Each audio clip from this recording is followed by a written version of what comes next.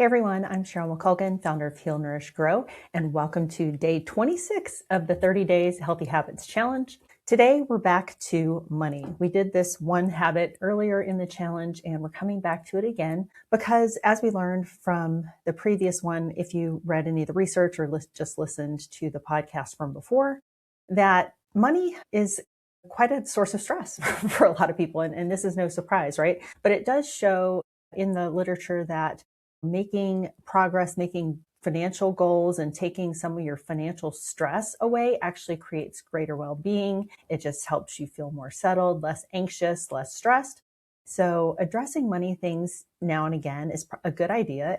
Obviously, I think we should be considering what we're consuming, what we're spending money on, that sort of thing every single day. But when you're doing these future plans or kind of more extended time frame things for savings, that's maybe not something that you're thinking every single day. So I didn't mean to say that obviously you shouldn't be focusing on spending on a daily basis, but these kind of larger goals might be something that's more a once a week, once a month sort of thing. So back to today's habit is to make one future you money move today. And so this is going to be something that lowers financial strain and just gives you stronger financial capability in the future. And that's all associated with better health and well-being. It reduces stress, as I said before, creates stability.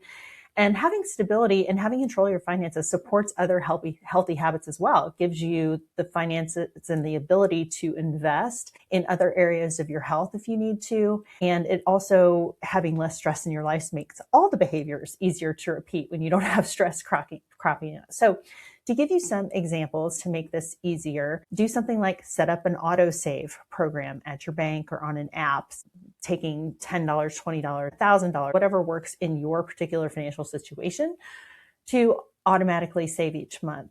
Automate a bill. Have a bill or two or all of them that are scheduled to pay every single month so that it takes the stress off of you remembering to send a check or to submit your payment online. Maybe increase your retirement contribution by 1%. This is an area that I'm really interested in because I have always been involved in some degree.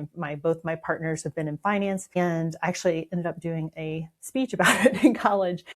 But the compounding interest is such a huge thing. The earlier you start saving, even if it's a small amount, and when I say earlier, I'm like the younger that you start saving, that money just has more time to double and double and double again over time with the, compounding interest. And if you start saving much later in life, it doesn't have as much time to grow. Now, that's not to say you still can't start, because like all of this, you can start anytime.